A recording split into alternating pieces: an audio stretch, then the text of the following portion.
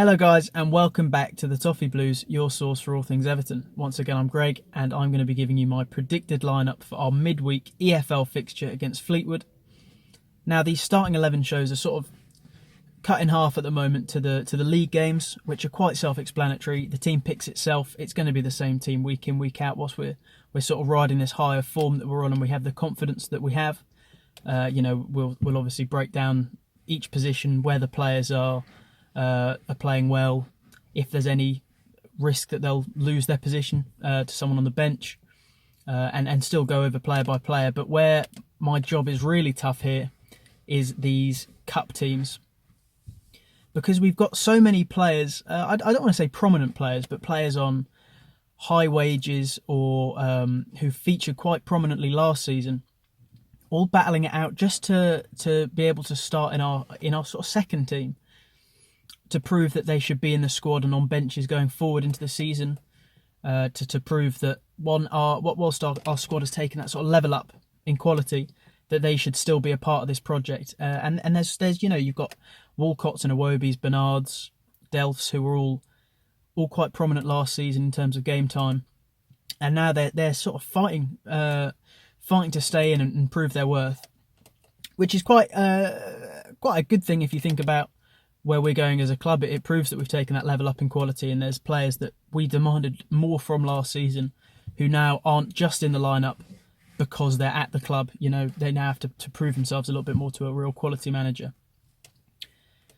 And that being said, that the first challenge we have is wondering, will it be a stronger team to make sure we're just progressing through rounds in this cup, or will we continue to rotate and give chances to players like Nkunku and Gordon, who have really impressed, give them a chance to show what they can do, give them minutes, and of course rest our first teamers. We've got a big game against Palace, a top of the table clash as I see it at the moment, and it'd be good to have players fit for that.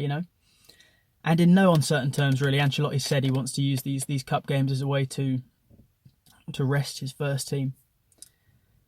So that being said, Fleetwood, league above, we're now looking at League One opposition. Fairly top of League One if you look at their last season. Obviously they got to the playoffs and lost to Wickham, but a bigger challenge than Salford. Obviously, we should be beating them with the personnel that are in this sort of B team that we've got. These are international players. These are players who played a lot of Premier League minutes last season. I don't think we need to panic and say, well, it needs to be our first team, because Fleetwood are higher up of a challenge than Salford were. I think maybe we still have a bit of hangover from last season, where we're struggling to get past teams, like Lincoln, and we're making a real challenge of that. And that was with our first team, a lot of those personnel who are now in this B team. So,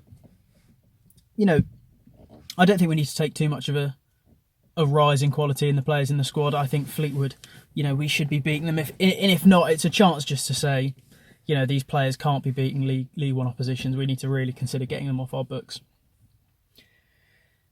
Carabao Cup, obviously, I'm not saying let's not take it seriously. It would be great to get some silverware. The reward, other than the trophy, isn't. No one really wants to be in this European Conference League.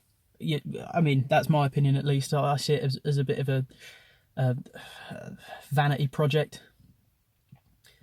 It's not the best reward, but silverware would be nice in whatever capacity it comes in. So take it seriously, but I can still see us rotating for this game. That being said, looking at the team, same formation as usual. I think Virginia will be in goal. Lussell still has his back injury, and he kept a clean sheet against Salford, so why not reward him by giving him another run in this B team? Obviously, it would be Pickford if we were running with the strongest team possible, but I think for this round at least we can. This may be the last round. Say we draw West Ham, beat Hull, then I reckon this is the last time we play players like Virginia. But I think for at least this round, and on the back of a clean sheet, let's keep him in. Then at right back, I think we'll see John Joe Kenny again, rest Seamus Coleman. Kenny didn't have a bad game against Salford. He didn't do as much as his counterpart on the left, and Nkunku, which made it hard for him to sort of prove himself when you've got someone on the other flank who's a bit younger, a bit more exciting to the fans because he's new to the club, sort of outperforming you and performing so well. But Kenny keeps his place on the right. And then with Branthwaite injured, we have a bit more of an issue with selection in the middle. Obviously, Branthwaite would walk in next to either Keane or Mina and alleviate one of those players in terms of fitness and demands of playtime. But Branthwaite's now out for a little bit of time. So I think we'll probably see both of our starting centre-backs. That's Michael Keane next to Yerry Mina. Gibson is the big question. A lot of people would like to see where he's at in terms of level, let him play in a game like this. But I think if we are risking personnel, maybe one of the two centre-backs in quite an experimental backline might not be the best place to be throwing in these young players. Also, there's questions of him getting that loan out to Reading. So if that's right on the horizon, then it's probably more okay to be playing Mina and Keane next to each other. Then, as I've alluded to at left back, Nkunku, fantastic. Hard to say anything more than I've said about him already. He looks really composed. He looks like a very good backup left back as well.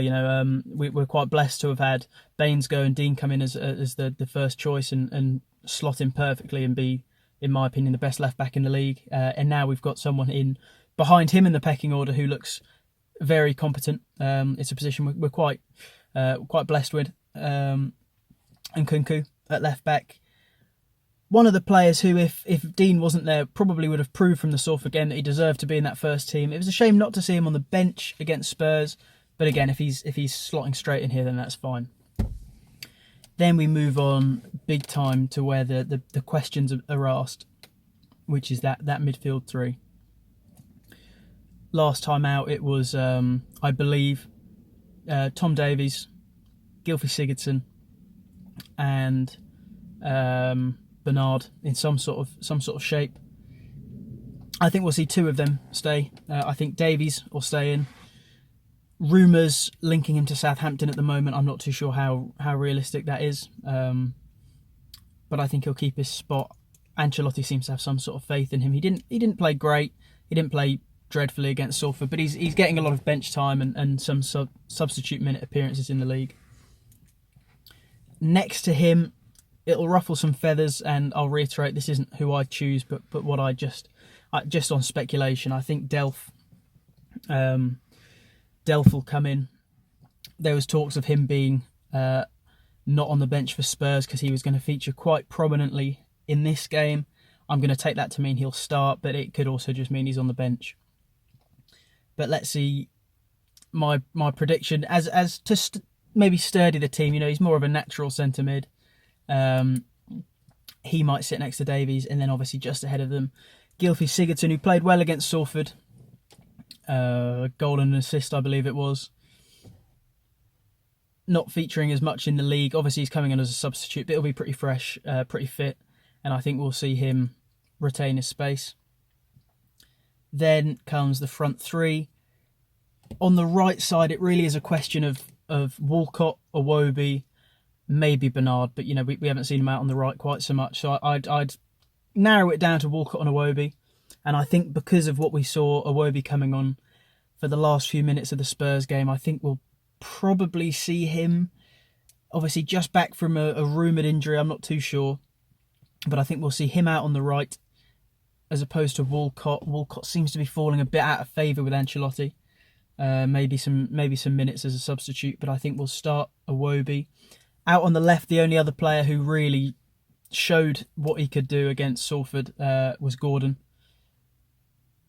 He was getting a lot of first team minutes at the end of last season, but he's going to have to settle for this sort of B team at the moment whilst we've got the quality in the positions that he would occupy in the first team.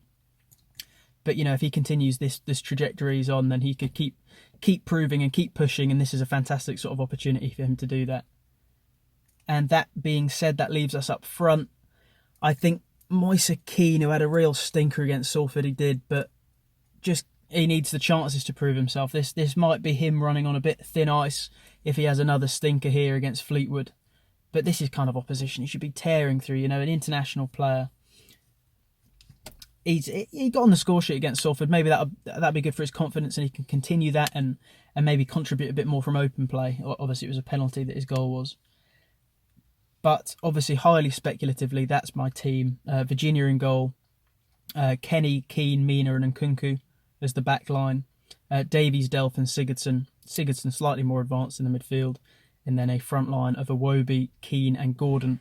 Let me know how you guys think that team would do, if that's what you'd choose. If you'd go straight in with the first team and throw caution to the wind in terms of injuries and fitness. Who do you think from there could be pushing into the first team? And if there's any way you disagree, who would you play? So let's hope for the best, guys, and I'll see you next week.